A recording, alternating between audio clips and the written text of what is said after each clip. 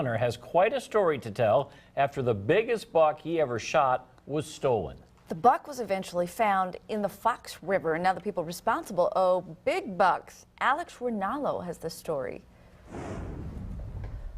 Kelly Sokol shot this buck with a crossbow during the gun deer hunt in November. Yeah, I was pretty proud of it. It was the largest spread buck I ever got. Matches up good with my other ones.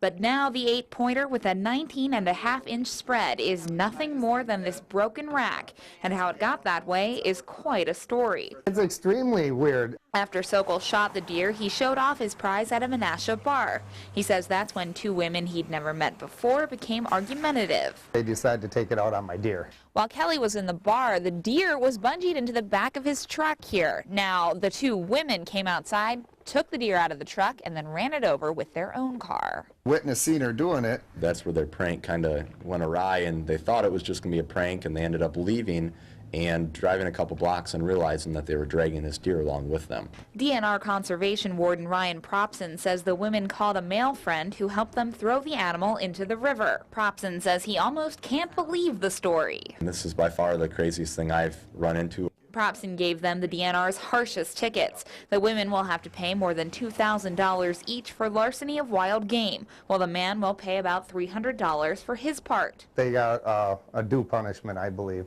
The deer itself was found more than a month later, a mile downriver. But I'm left with a pile of horns. It's very disappointing.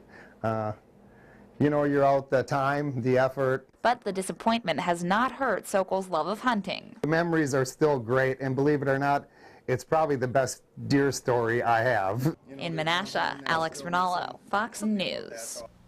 The people accused of stealing the deer could not be reached for comment. Sokol says he will look into having that rack rebuilt. And look at this photo from Wauwatosa police. They say they arrested Daniel Plevac of East Troy in this getup. They say he was plotting to kill an old college friend in Wauwatosa.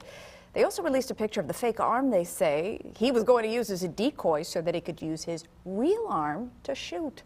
Plevac has pleaded not guilty. Ohio's so-called cleaning fairy has returned after an almost one-year hiatus. Last May, you may remember this, police arrested a woman for breaking into homes and cleaning them. She even left a bill on the kitchen counter when she